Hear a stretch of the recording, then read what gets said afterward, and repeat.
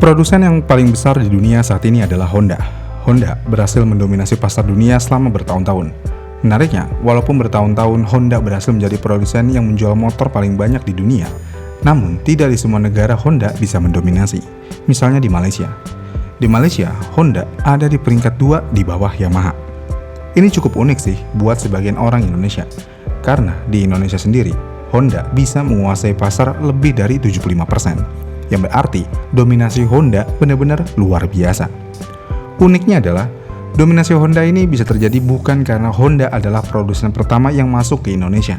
Karena merek motor yang pertama masuk ke Indonesia adalah Hildebrand und Wolfmuller. Susah banget namanya, mohon maaf kalau salah penyebutannya. Menariknya lagi, Honda juga bukan produsen Jepang pertama yang masuk ke Indonesia, melainkan Yamaha dan Suzuki yang lebih dulu masuk ke Indonesia pada tahun 1969.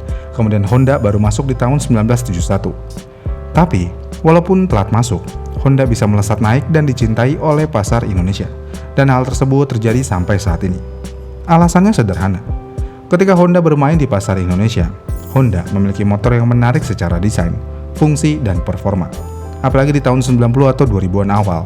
Kalau menurut saya pribadi, di tahun ini adalah tahun puncaknya Honda mengeluarkan motor terbaik di zamannya. Dan di tahun yang sama juga, Honda juga sedang berada di puncak inovasinya. Tapi walaupun begitu, Honda adalah Honda. Mereka produsen besar yang selalu bisa mengeluarkan motor dengan selera pasar. Apalagi saat ini, hampir seluruh motor Honda memiliki desain yang selera Indonesia banget. Bentar, di sini saya agak bingung perihal desain selera Indonesia. Apakah benar-benar orang Indonesia memiliki selera desain yang menurut kita bagus? Atau selama ini selera desain kita tergiring oleh desain-desain dari Honda? Coba kalian komen di kolom komentar di bawah. Namun di luar dari motor yang ada di pasar Indonesia, sebenarnya Honda juga memiliki motor yang ada di pasar luar. Namun sayangnya, walaupun motor tersebut terlihat menarik, tapi motor tersebut tidak masuk ke Indonesia. Misalnya, yang pertama Honda NWF 150. Ketika kita melihat desainnya dari depan ya, motor ini memiliki desain yang sangat menarik. Bahkan kalau menurut saya nih ya, desain motor ini kalau masuk ke Indonesia bisa menjadi pengubah permainan desain retro modern. Apalagi yang warnanya silver. Ini motor kayak lahir di zaman milenium. Tapi jangan pernah lihat bagian belakangnya, karena nih, bagian belakangnya agak gimana gitu. Terlalu unik mungkin ya. Untuk spesifikasinya, motor ini menggunakan mesin berkapasitas 149,7 cc yang sudah berpendingin cairan. Tenaga motor ini ada di angka 15,28 horsepower.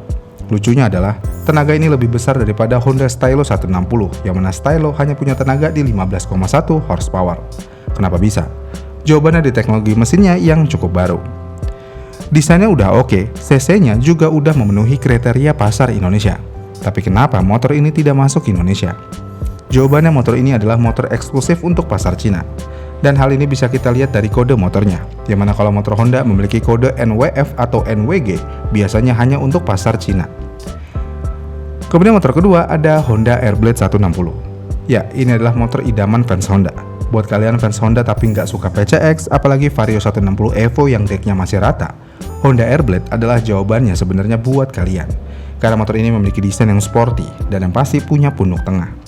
Untuk spesifikasinya, kalian udah tahu sendirilah, yang pasti udah pakai mesin 160 cc. Desainnya sendiri, jujur aja, kita tidak bisa komplain dengan desainnya, karena emang sebagus itu. Namun sayangnya motor ini tidak masuk ke Indonesia, padahal AHM sudah mematenkan nama Airblade sejak lama. Tapi kenapa? Usut punya usut, Honda takut motor ini bisa mematikan pasar Vario 160. Dan yang sejauh ini kita tahu, Honda adalah produsen yang paling hati-hati dalam hal line up motornya. Jadi ya teruslah berharap motor ini bisa masuk ke Indonesia. Kemudian yang ketiga ada Honda Forza 125. Iya, Indonesia udah punya PCX, tapi yakin mau melewatkan Forza 125? Kita kesampingkan angka cc-nya dulu. Secara desain, Honda Forza 125 jauh lebih premium daripada Honda PCX. Mulai dari spionnya yang keker banget, windshieldnya yang maco, sampai semuanya yang terasa padat. Lalu untuk secara fitur juga Honda Forza 125 jauh lebih menarik. Salah satunya adalah windshield otomatis. Fitur ini di PCX 160 Roadsync aja belum ada. Walaupun ya nggak penting-penting banget sih sebenarnya fitur ini, tapi terasa keren aja nggak sih? Lalu untuk pengeremannya, Honda Forza sudah menggunakan ABS dual channel, yang berarti sensor ABS aktif di roda depan dan belakang. Sedangkan PCX 160 Roadsync nih masih single channel ABS-nya, yang berarti juga ada di bagian depan aja. Dan untuk bagian belakangnya Honda PCX Roadsync menggunakan HSTC. Kemudian kalau mau ngomongin kaki-kaki, nggak usah dilawan, Forza 125 lebih menarik daripada Honda PCX. Namun kenapa motor ini tidak dibawa ke Indonesia? Jawabannya tentu aja harga. Diketahui di Eropa, Honda Forza 125 dijual dengan harga sekitar 119 juta rupiah. Kalau dibawa ke Indonesia, mustahil motor ini bisa laku kayak Honda PCX. Apalagi orang Indonesia tergila-gila dengan angka cc juga. Ya udah, makin gak masuk Forza 125 untuk pasar Indonesia. Iya kan? Kemudian yang keempat ada Honda NS125 LA. Jika kalian penyuka desain motor retro klasik, motor ini sebenarnya cocok banget buat kalian. Buritan desainnya halus banget, nggak ada yang tajam-tajam layaknya konsep Matic retro modern. Apalagi bagian depannya yang polos banget. Ini sih kayaknya menarik banget untuk pasar Indonesia. Dan kalau bisa sih menjadi pengganti Scoopy. Untuk spesifikasinya, motor ini menggunakan mesin dengan kapasitas 124,9 cc, namun masih menggunakan pendinginan udara. Tenaga yang dihasilkan mesin ini juga hanya di angka 9,5 horsepower dengan torsi maksimum di 10 Nm. Namun bukan tenaga yang dicari dari motor ini, karena kayaknya nih ya, naik motor ini nyaman banget, apalagi desainnya yang cukup menarik dan eye-catching. Namun sayangnya motor ini lagi dan lagi khusus pasar Cina, jadi sangat sulit untuk masuk pasar Indonesia. Dan motor ini tercipta dari kerjasama antara Honda dengan Sundiro Honda. Jika aja motor ini masuk ke Indonesia, kayaknya Fazio punya pesaing yang sangat kuat. Iya kan? Kemudian terakhir ada Honda Giorno Plus 125. Sebelum ada Stylo, nama Giorno adalah salah satu nama yang katanya akan masuk pasar Indonesia. Apalagi di saat yang bersamaan, Honda hampir tidak punya motor dengan konsep Vespa-Vespaan.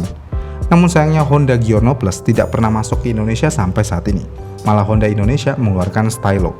Tapi nih, walaupun yang pasar Indonesia dapatkan adalah Stylo, jika kita melihat desainnya ya kurang lebih mirip antara Stylo dan Giorno Plus.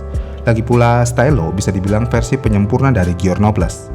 Kalau ada begitu, ya nggak ada alasan lagi Giorno Plus dijual di Indonesia. Terlebih lagi, Honda Indonesia itu kuat banget. Jadi mereka bisa membuat motor dengan preferensi pasar Indonesia. Dan mungkin menurut Honda, Giorno Plus tidak terlalu memenuhi ekspektasi pasar Indonesia. Kenapa?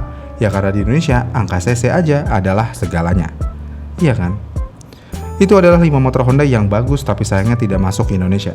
Namun di luar dari alasan yang ada, alasan yang hampir pasti dari ini semua adalah Honda adalah produsen yang sangat berhati-hati dengan line up mereka. Mereka tidak mau ada line up motor kanibal. Jika aja Honda memiliki konsep seperti Yamaha, yaitu kanibalisme, mungkin aja salah satu dari 5 motor tersebut udah dijual di pasar Indonesia. Tapi ya Honda adalah raja di sini. Yang namanya raja, bebas aja mau ngapain. Gimana nih menurut kalian? Komen kolom komentar di bawah ya. Terima kasih sudah menonton dan sampai jumpa di video selanjutnya.